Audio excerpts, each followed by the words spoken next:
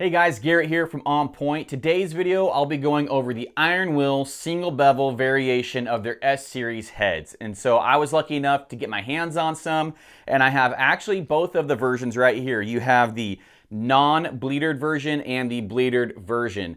And just to basically wrap these and make it as simple as possible for folks that are wondering what's the difference between these and their regular versions, literally the only difference is the bevel. So where you had a double bevel, now you have a 32-degree single bevel, and yeah, the bleeder is beveled as well for the bleedered version. And what that does is it kind of offers, it's kind of a happy medium there. It offers a good sharp edge, but also a good tough with edge retention most likely, and a durable edge. And so it's kind of the happy medium in there for the guys wondering what's a 32-degree bevel. That's really right where a lot of guys would like to be, and we're going to test that out today. They offer these things in 125 to 225 grain heads and 25 grain increments. They are still using the A2 tool steel, which they use on all of their heads.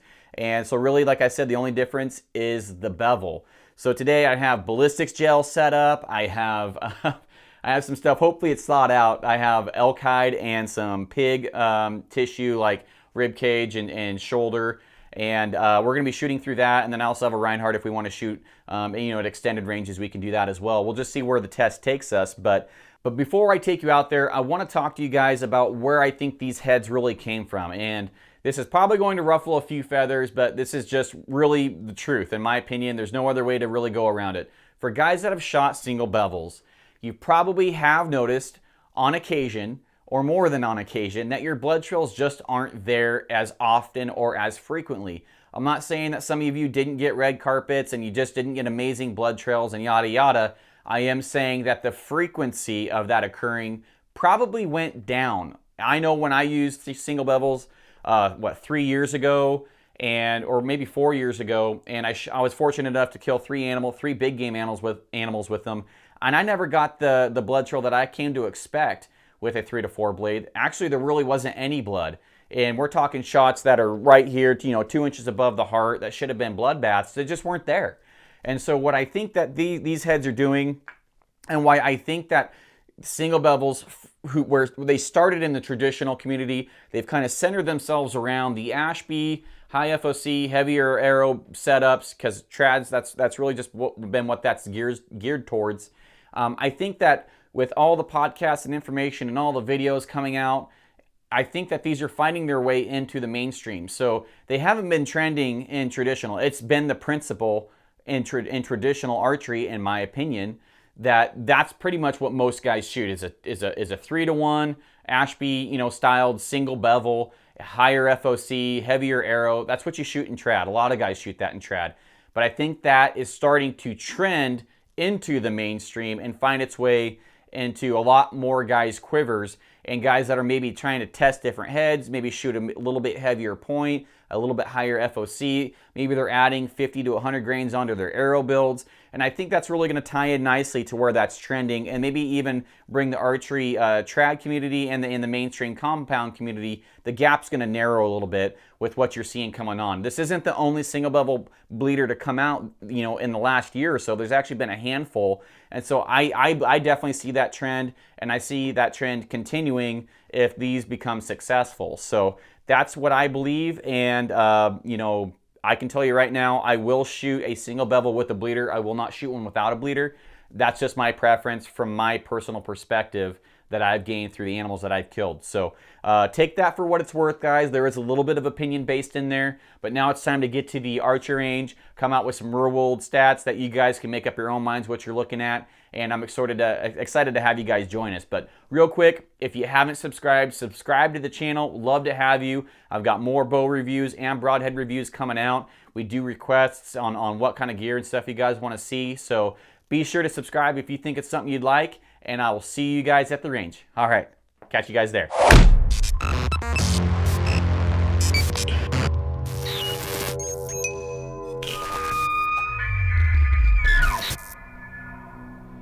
All right, guys, so we're here at the archery range, and we're gonna start testing. So let's go take this ballistic stuff out here. And I've had this, I should have got it years ago, but I'm gonna be honest with you, I'm pretty stoked that we have it, so.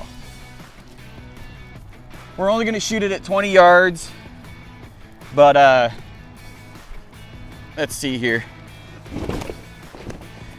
If anybody's wondering, it's clearballistics.com is where I got it from.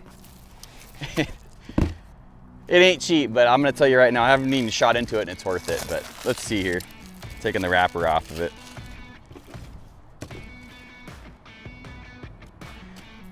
Fire warning.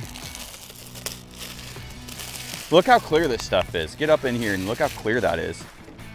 You can like, I mean, that is pretty, see, you can read the card through there.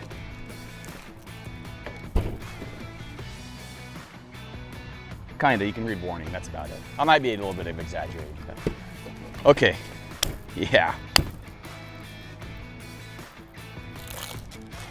This is gonna be cool. I'm stoked. So what I'm gonna do is I'm gonna shoot one broadhead into here, one broadhead into here. I got my camera right here. We might swap out cameras just to make sure we got good footage of it, because this is, to me, right here is the coolest part of the whole test. And then I have in the back of my truck, I got my elk hide, which I never did anything with from like 2 years ago. And I have pig rack, like rack of ribs and some bags in there too.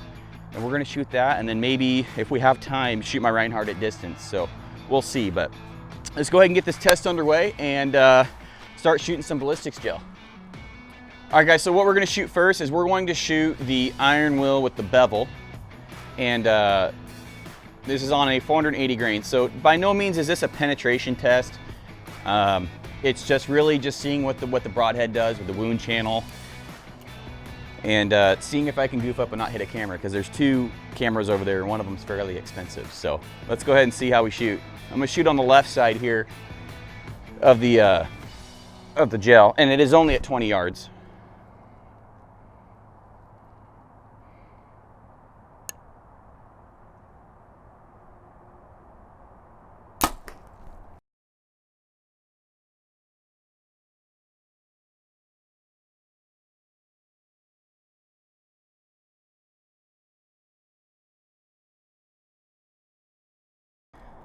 I've wanted to shoot ballistics gel for 4 years.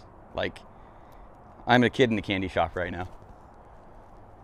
Here goes the single bevel no bleeder.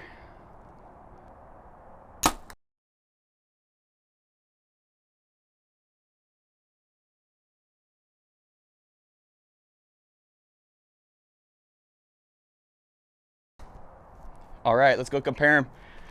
I think that the bevel is that the single bevel is obviously going to rotate, but I don't think that the one with the bleeder is going to be affected as much as what people would think. But that's pretty cool. That is so clear. So what we're seeing here is this one entered kind of at that angle. So this one entered a little farther over, and they rotated. This one actually rotated a little bit more, it looks like. If you can see here, this one didn't really rotate that much. And this one here rotated a little bit more, it looks like to me. So it rotated about, I don't know, what do you guys think? 1/8 of a shaft? I don't know.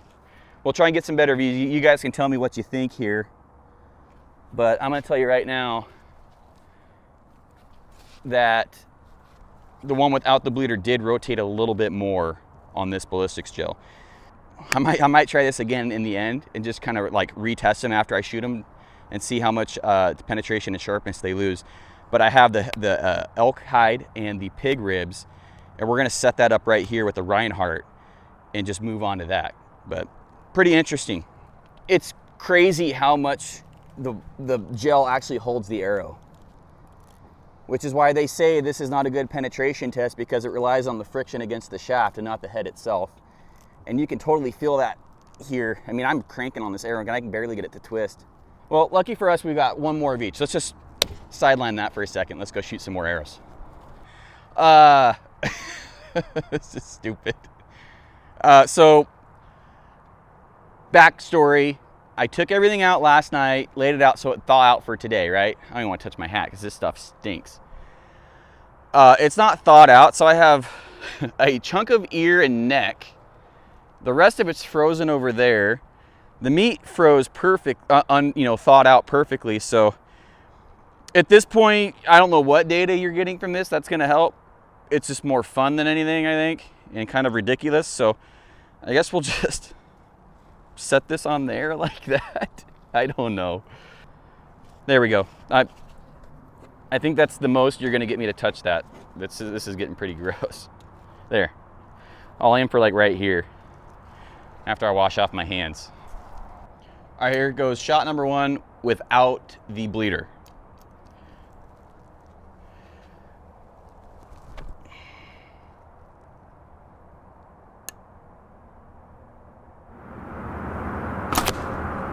Okay, and then here goes shot number 2. Hopefully I don't hit the heads here. I don't have much room to aim at.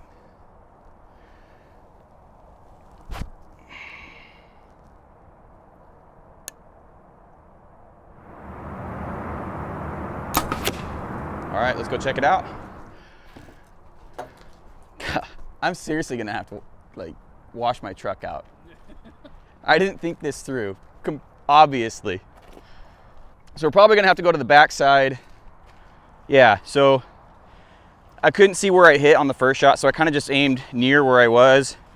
Obviously the broadheads are shooting pretty lights out. I mean, that's really right where I was aiming. So we'll go ahead and pull this off. And I don't even know where the holes are. Let's see here. I don't see where the holes are. Well, they're here. I think it went through the ear somewhere. There. So that's obviously your bleedered one right here. And that is obviously, you can see the rotation's a little bit, it's already trying to rotate right here. The curve right here on the tips and kind of an enlarged hole. But that's your bleeder one here. And then here's your end tissue. That would be your bleedered one here. And then your single bevel there. So there's your single bevel. And then there's your bleeder. So you can kind of see the cross there.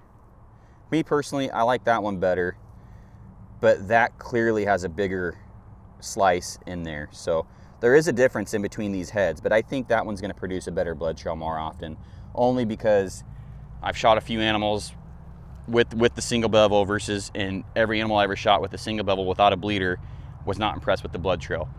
However, I know I'm going to slam for saying that. You can get an amazing blood trail with a single bevel, but you're increasing your odds with more blades, more cutting area, opening up an actual hole in the hide and in the tissues to allow that blood to escape. I think you're increasing your odds, and I don't know how you can really argue with that, but let's go ahead and stinks. Let's go ahead and just finish up this video here. I was kind of aiming in the same spot, and as you can see, it's, you know, they're shooting as good as you can tune your bow. So just like any other broadhead out there, most broadheads, if you tune your bow and you have the right arrow set up and everything's good and you're doing your job as a shooter, you're going to be able to shoot these things as far as you want. I've shot these heads, the regular versions, which are pretty much identical, 100 yards and really no issues. So there's no reason why you couldn't do these to the same. So, all right guys, so I want to make a point here real quick. We can do accuracy tests all we want. I'm shooting different heads right now for hunting. However, I'm not making excuses for anything. This is just what I believe after shooting a lot of heads, a lot of arrows, tuning a lot of bows and stuff like that. Not every head is going to shoot the same out of the gate. You can't expect a helicopter to fly the same as an F-16. That's just not going to happen. Gobbler guillotine and then a bone broadhead single bevel. You have a small little head and then you have a giant fixed blade head on the end. They're not going to fly the same. And so if you have a little bit of a deviation, that's fine. Just account for it and tune for it. I have had setups where I can take 6 broadheads and I can almost shave fletchings with them all at 60 yards. And then maybe the 7th or 8th broadhead, who are great broadheads, hit 3 or 4 inches off. That's totally fine. So this one is at 50 yards, and you can see we're only about 1.5 inches, maybe 2 inches off of the bullseye, and that's a dead elk, almost a dead squirrel. So, all right, guys. Well, I appreciate you for watching. Hopefully, you got something out of this video. outside of me getting my hands completely stinky and dirty and not doing that again, I'm gonna have to figure out something different. Don't let stuff sit in your freezer that long. It's a bad idea. But luckily there's a dump like right there. So I appreciate you guys for watching. Be sure to subscribe. I've got more bow reviews coming out. I've got Cayuga versus Kudu single bevel bleeder videos coming out. Those are gonna be fun tests to perform, head-to-head tests, very similar design. And yeah, we'd love to have you as a subscriber. So we'll see you on the next one.